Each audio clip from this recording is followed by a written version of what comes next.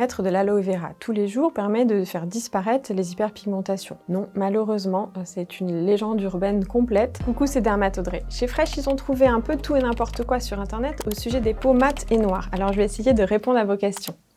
Les crèmes solaires sont inutiles pour les peaux noires? Non, c'est faux. Les peaux noires, à moins qu'elles soient vraiment excessivement foncées, un phototype 6 très foncé, ont besoin d'une protection solaire aussi. Parce que même si leur peau fabrique de la mélanine très facilement, pour fabriquer de la mélanine, il faut avoir un peu de dégâts liés aux UV. Donc on a intérêt toujours à se protéger. Percer un bouton forme obligatoirement une tache d'hyperpigmentation. Et c'est un peu vrai. C'est-à-dire qu'un bouton inflammatoire, qu'on l'ait percé ou pas, il peut déjà provoquer une tache d'hyperpigmentation, donc une tache brune suite au bouton qui peut durer plusieurs semaines, voire être définitive. Et quand on perce un bouton, quand on le manipule, quand on gratte, quand on arrache la croûte, eh bien ça va faire d'autant plus d'inflammation et de nécessité de cicatriser pour la peau, et elle va faire d'autant plus de réactions d'hyperpigmentation post-inflammatoire. Pour diminuer les risques d'hyperpigmentation post-inflammatoire, effectivement, il ne faut pas tripoter ces boutons. Il faut avoir un traitement contre l'acné pour minimiser le nombre de boutons et leur gravité, leur sévérité. Et puis il faut une protection solaire hyper stricte parce que l'hyperpigmentation post-inflammatoire, elle est quand même activée par l'exposition au soleil. Et donc surtout quand on a une peau foncée,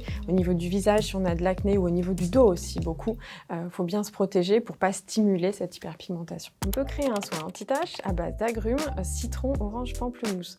Non, pitié, pitié, non. Les agrumes, dans leur zeste, contiennent une molécule qui s'appelle la furocoumarine. C'est une molécule photosensibilisante. Donc quand on applique un produit qu'on presse, par exemple un citron, on presse toujours un petit peu du zeste qu'on écrase avec. Donc il y a ce produit photosensibilisant qui va être éventuellement appliqué sur la peau, qui va faire des brûlures et des taches. Donc si le but c'était d'enlever les taches, c'est vraiment pas une bonne idée.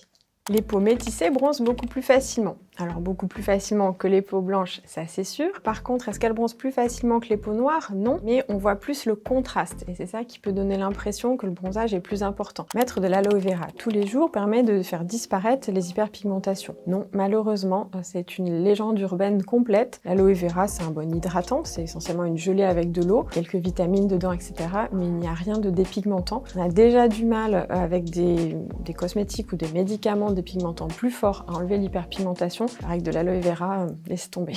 Les peaux noires sont plus épaisses et plus résistantes. Il n'y a pas vraiment de différence au niveau de la structure entre la peau blanche et la peau noire. Ce qui va changer, c'est la capacité d'action, de production de mélanine des mélanocytes, les cellules qui fabriquent cette mélanine dans l'épiderme. Les peaux noires sont un petit peu plus épaisses au niveau du derme, et c'est ça qui leur permet de moins vieillir vis-à-vis du soleil. C'est pour ça que les peaux noires sont moins ridées. Après, est-ce qu'elles sont plus résistantes? Je pense pas qu'on puisse dire ça, parce que dès qu'il y a la moindre petite plaie, les peaux noires vont faire plus d'hyperpigmentation post-inflammatoire, c'est-à-dire ce côté un peu plus foncé qu'il y a notamment en périphérie de n'importe quelle lésion, ça peut être un bouton, une piqûre d'insecte ou quoi que ce soit. Et puis les peaux noires ont plus tendance à faire des cicatrices kéloïdes, ce sont des cicatrices hypertrophiques, un peu boursouflées, qui sont assez gênantes, donc elles ont intérêt à bien se protéger de tous les petits micro-traumatismes aussi.